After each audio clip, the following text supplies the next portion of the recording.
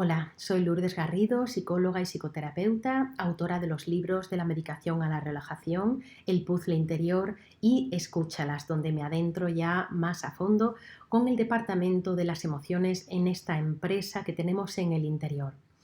Hoy quiero hablarte en un nuevo vídeo de la psicología funcional integrativa. La llamo así porque es como yo la entiendo, creo que es el futuro de la psicología, igual que de todas las disciplinas, porque vamos hacia una mentalidad más integradora. Y en este vídeo te quiero hablar de eso, pero también de uno de los mitos. En esta sección quiero también desmontar mitos sobre las emociones, sobre todo de las que consideramos negativas. Creo que es algo muy importante que se sabe muy poco, se enseña casi nada, o te tienes que ir a una de las escuelas específicas de la psicología, como es la humanista, y en todo caso ahí puedes encontrar cosas más profundas respecto a las funciones de las emociones, o bien irte a la película del revés, que lo muestra de una forma magistral las funciones que tiene cada emoción. Todas las funciones son adaptativas. La cuestión es saber gestionarlas. La pregunta es, ¿cómo saber gestionarlas? Bueno, pues primero es darnos cuenta de la cantidad de creencias irracionales que tenemos hacia las emociones, sobre todo las que consideramos negativas. Estas creencias son las que hacen que las rechacemos, las reprimamos, y ahí es donde empieza el problema. Cuando reprimimos emociones se acumulan en nuestro interior y van creciendo y creciendo, siendo más intensas, y entonces pues luego salen por las rendijas cuando ven un momento apropiado que estamos con la guardia baja, y entonces nos secuestran y ya no somos nosotros los que las podemos gestionar, aprovechando todo su potencial y eligiendo la mejor forma de expresarlas dependiendo de la situación para que sea adaptativo o consigamos solucionar un problema o protegernos, ¿no? O defendernos. Entonces, una de las creencias irracionales que hay, por ejemplo, sobre la emoción de la tristeza, que a mí me parece muy interesante porque precisamente el otro día en una de las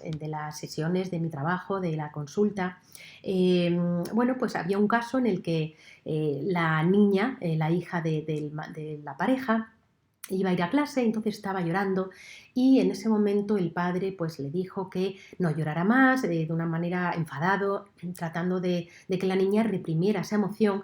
Y es que la preocupación del padre, siendo bien intencionada, ¿no?, era que no fuera a llorar en el colegio, para que no le tomaran el pelo, para que no pensaran que era débil, porque esa es la creencia extendida, que si mostramos nuestra tristeza van a pensar los demás que somos débiles.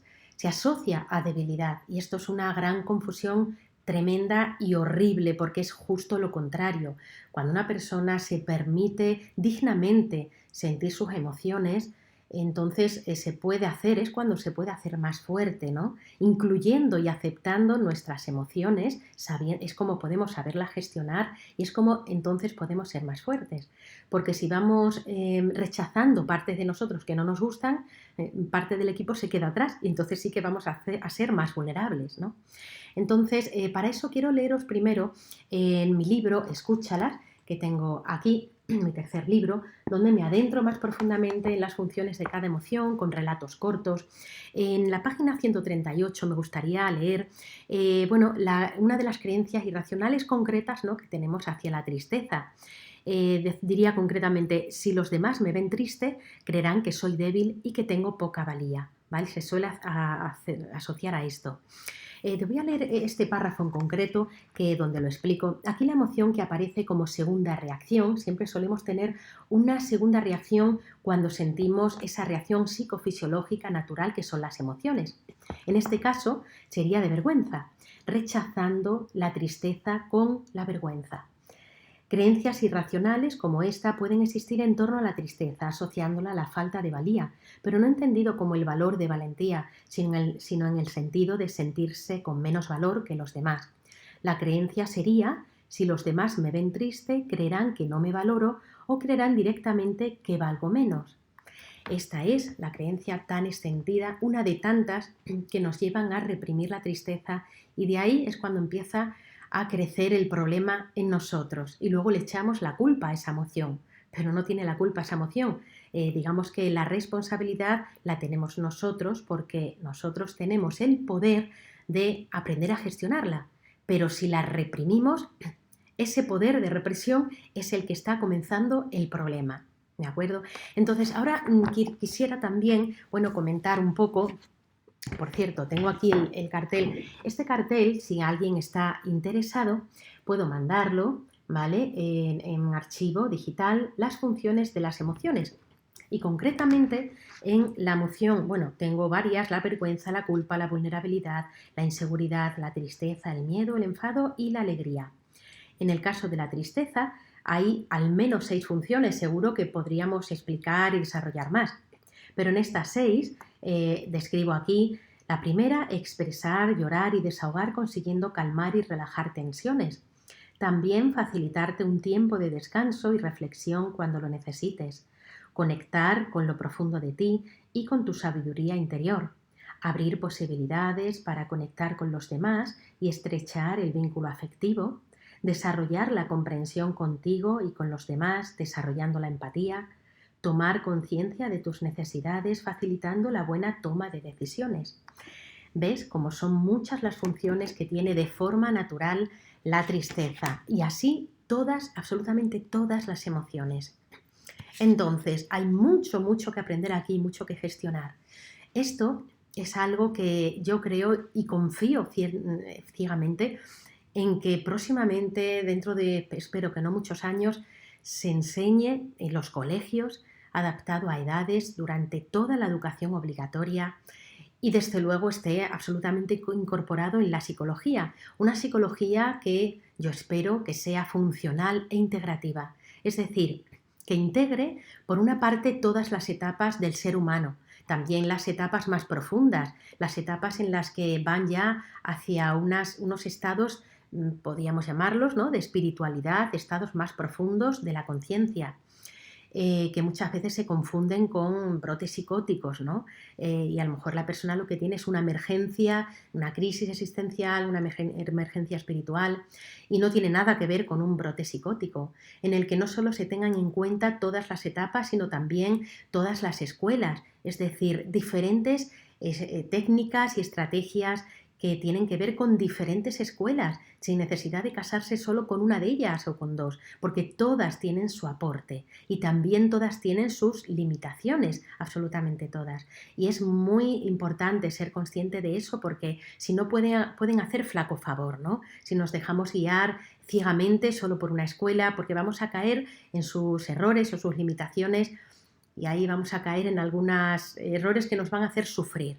¿De acuerdo? Entonces, esta psicología integrativa, que integra todo lo posible para adaptarlo a las necesidades de cada persona, no a mis necesidades de forma oculta como profesional, porque hice un máster conductual que trabaja solo con la conducta, o porque hice un máster en humanista, que bueno, puede ser un poquito más profundo, desde luego mucho más profundo que las otras escuelas, más abarcador, pero también tiene sus limitaciones, ¿no? Porque en ocasiones también hará falta analizar y trabajar la conducta, o analizar y trabajar con los pensamientos de la escuela cognitivista. Con lo cual, esa visión integral, integradora, es súper importante. Es decir, que aprendamos a utilizar de nuevo, que lo hemos perdido bastante este hábito, a utilizar la forma sistémica de pensar, que todos tenemos esa capacidad. Y esto es lo que nos permitirá pensar de manera integradora.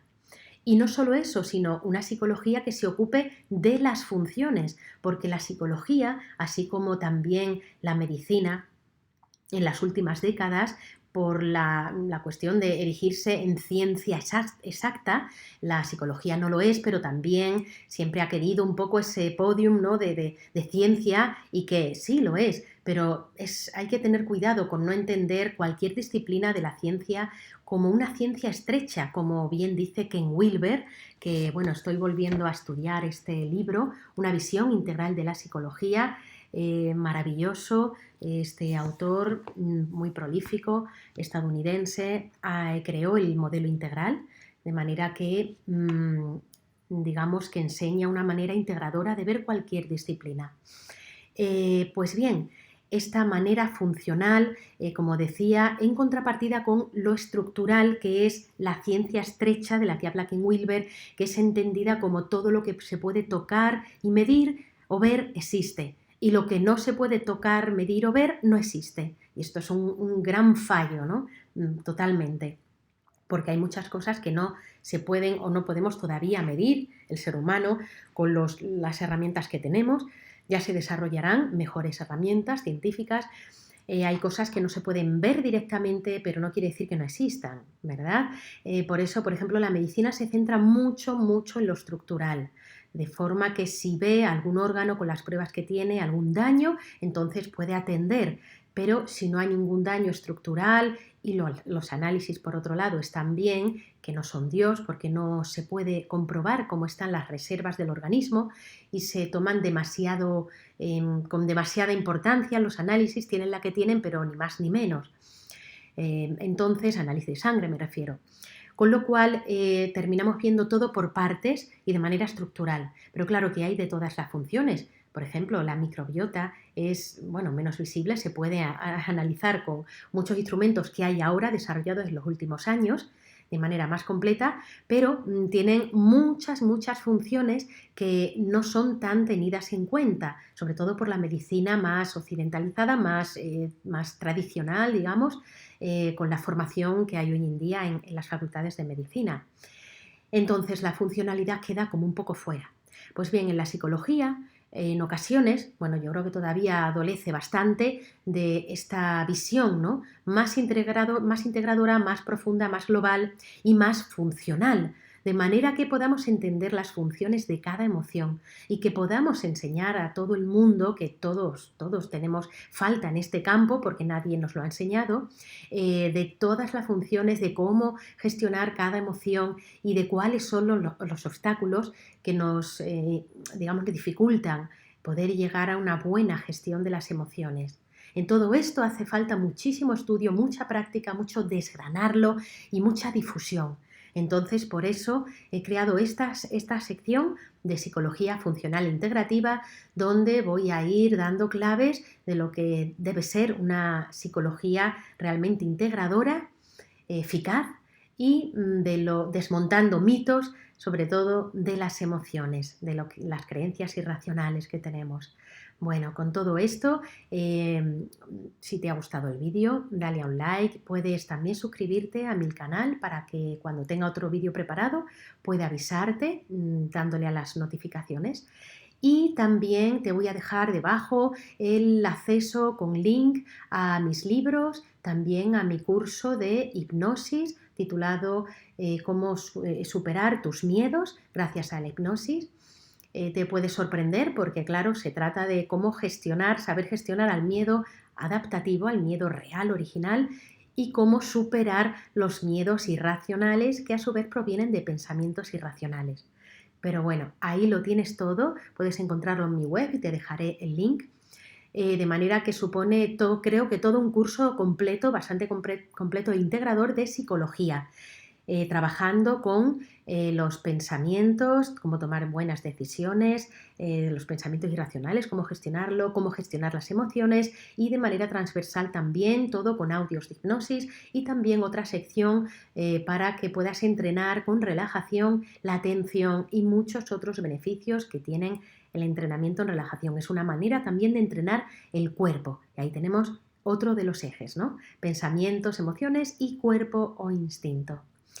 Bien, pues con esto tendrás también ahí el link a mi tercer libro, Escúchalas, que es el que he comentado. Y pues espero que te resulte de utilidad y hasta otro próximo vídeo. Un saludo, chao.